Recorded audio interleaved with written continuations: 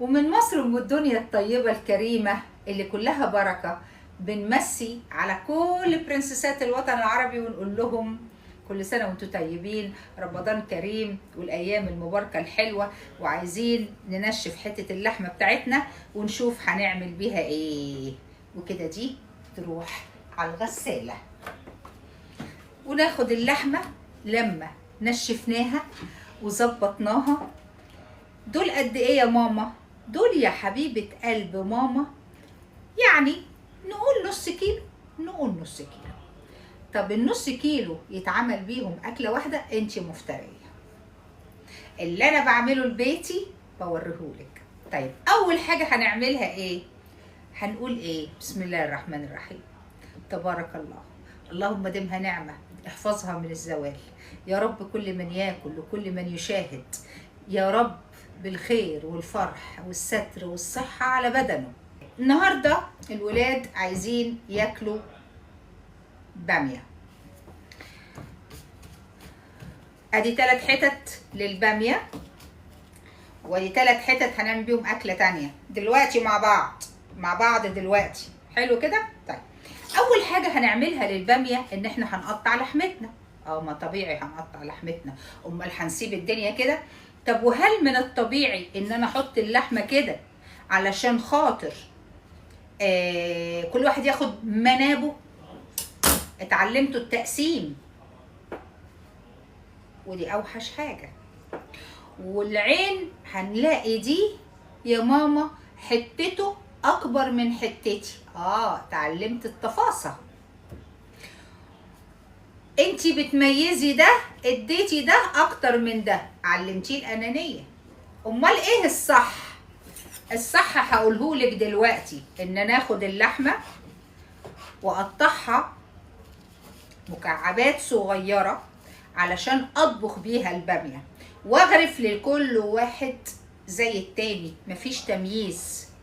ادي اللحمة بتاعتنا اهي، هي لكن الطريقة بتختلف. وفرتي الوقت، وفرتي المجهود، وفرتي البوتاجاز، وفرتي حاجات كتير جدا جدا وخدتي نفس النتيجة. قطعي يا حبيبتي لحمتك مكعبات صغيرة واوريكي دلوقتي هنعمل البامية سهلة وبسيطة، مش هتاخد منك وقت. وسيبك من اللي يقولك كاني وماني ودكان الزلباني. لا يا قلبي، مفيش لا دكاني ولا ماني ولا دكان الزلباني. ادي اللحمة بتاعتنا على قد، ادي فرد، ادي 2، ادي 3. لكن لما كلهم مع بعض في الفاصوليا او في البامية او في البسلة الموضوع بيبقى افضل. يلا بينا نعمل ايه. اول حاجة هنعمل البامية. نسلك دي ونجيبها كده، ونجيب البوتاجاز بتاعنا كده ونولع النار ونتك عليه، ونجيب الحلة. ادي الحلة بتاعتنا. موضوع بسيط، هنطبخ بامية لو لينا عمر بكرة. طيب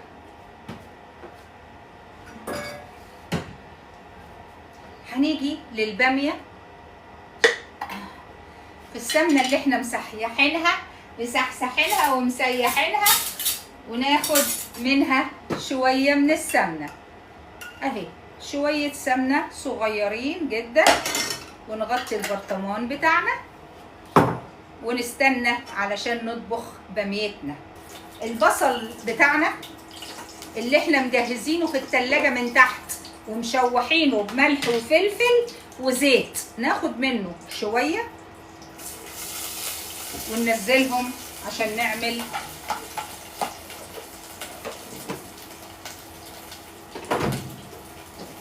وفي نفس الوقت عندي الثوم في علبة مغلقة ويفضل لونه زي ما هو، ونشوح ونحط لها حتة من الثوم للبامية، وننزل على طول باللحمة القطع بتاعتنا اهي. هنعمل شوية بامية، دقية بامية صغيرة لا في حته لحمه في الرز ما ينفعش، والله ما سيبك اهي. وعلى طول احط البهارات بتاعتها. هات التليفون كده شويه علشان تعرفوا تشوفوا. اول حاجه عندي الفلفل الاسود، هحط شويه وشويه من البهارات. فاحنا بنشوح اللحمه بتاعتنا ثوم وبصل والموضوع بسيط. حطينا الملح وحطينا كل خلطتنا، والباميه هنحطها دلوقتي، ونيجي نحط عليها الطماطم المعصوره.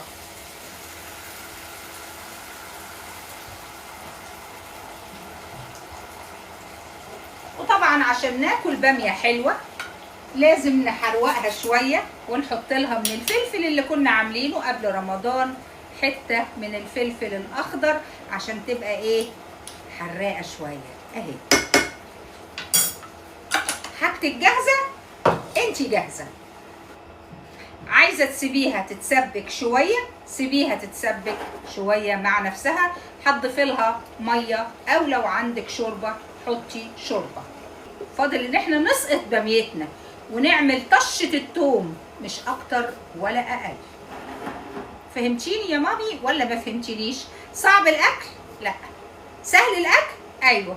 الموضوع بسيط؟ جدا بسيط. خلاص على قد طبختنا. وادي الباميه، واول ما تحطي الباميه بتاعتك حط حته من الثوم النيه عليها، وخلاص على كده خلصت باميتنا.